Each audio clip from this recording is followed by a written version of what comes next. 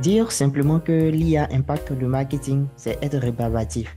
La question fondamentale, c'est comment les outils d'intelligence artificielle qui émergent transforment les pratiques en marketing digital. Et là, le sujet devient intéressant. Alors, il faut savoir que les activités du marketing digital peuvent se regrouper en trois grands sous-domaines. Vous avez tout ce qui a trait à la création de contenu, donc le content marketing.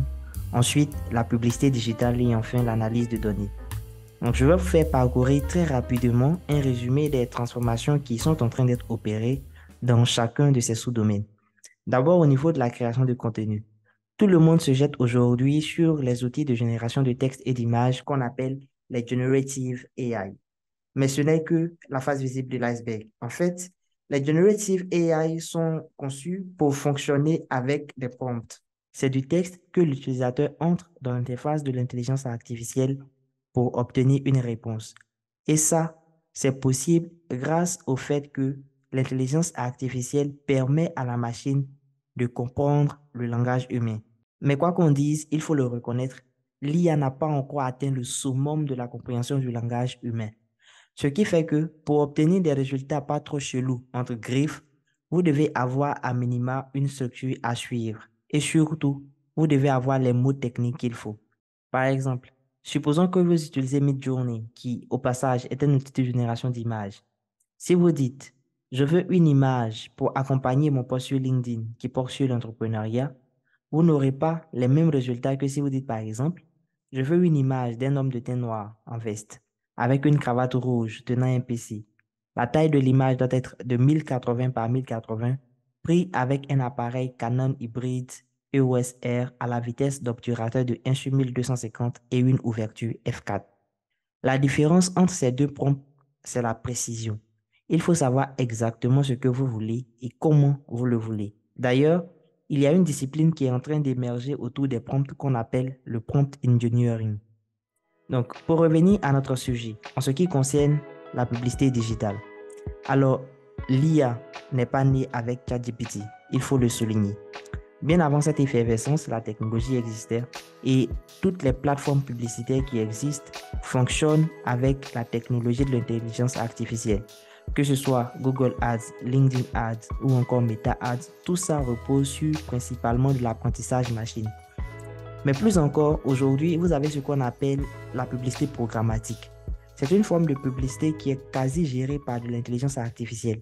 Avec ce type de publicité, le travail du marketeur s'arrête à la définition de son audience cible et de son enchère maximale. Par exemple, disons que je vends des robes de mariage. Mon objectif est de présenter mes modèles à des fiancés. Donc, après tout le travail pour trouver les caractéristiques numériques de ceux et celles qui peuvent être des fiancés et donc qui potentiellement sont en train de préparer leur mariage, je vais sur une plateforme de publicité programmatique. Je donne les caractéristiques de cette audience à l'IA de la plateforme et je dis par exemple que je peux payer jusqu'à 10 euros pour afficher ma publicité. Ce montant représente mon enchère maximale et l'IA va évaluer chaque internaute qui se connecte dans son réseau d'audience pour lui attribuer une probabilité d'être qualifié ou non. En fonction de ça, elle va prendre la décision d'afficher ma publicité ou non. Et en tenant compte de la concurrence, elle va afficher pour un prix plus élevé ou moins élevé. Enfin, pour terminer avec le dernier sous-domaine du marketing digital qui est tout aussi fortement impacté par l'intelligence artificielle qui est l'analyse de données, il faut savoir que les spécialistes en data utilisent l'IA pour analyser de très grandes quantités de données. Et ça date pas de maintenant. Mais ce n'est pas de cette grande technicité en data analysis dont le marketeur a besoin. Pour nous, ce qui est vraiment important, ce sont les tendances. Donc, qu'est-ce qui fait le buzz? Qu'est-ce qui apporte de l'audience? Qu'est-ce qui suscite l'intérêt? Qu'est-ce qui peut toucher l'audience cible? Alors, on a aujourd'hui des outils qui nous permettent de faire du social listening. Alors, c'est quoi le social listening?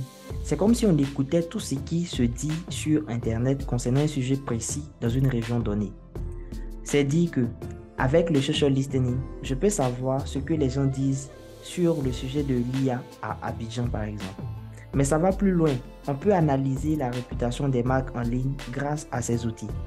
Disons que vous êtes une grande marque et que vous voulez savoir ce qui se dit sur vous dans les posts, dans les commentaires et même dans les conversations de groupe. Vous ne pouvez pas lire toute cette masse de données.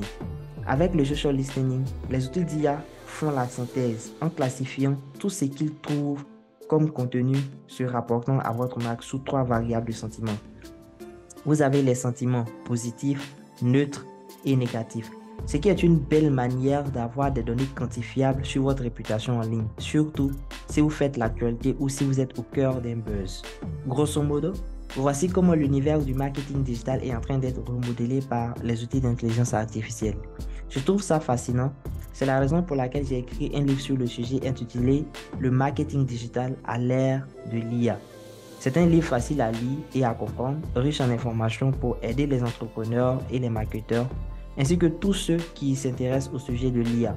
Donc, si vous voulez vous servir de l'IA pour accélérer vos process et améliorer vos résultats, vous devrez commander votre exemplaire. Le lien de la commande sera dans le premier commentaire que je vais faire. Enfin, ce format de contenu est tout nouveau pour moi. Si ça vous a éclairé un tant soit peu, n'hésitez pas à laisser un pouce bleu et à le partager à votre audience. À bientôt.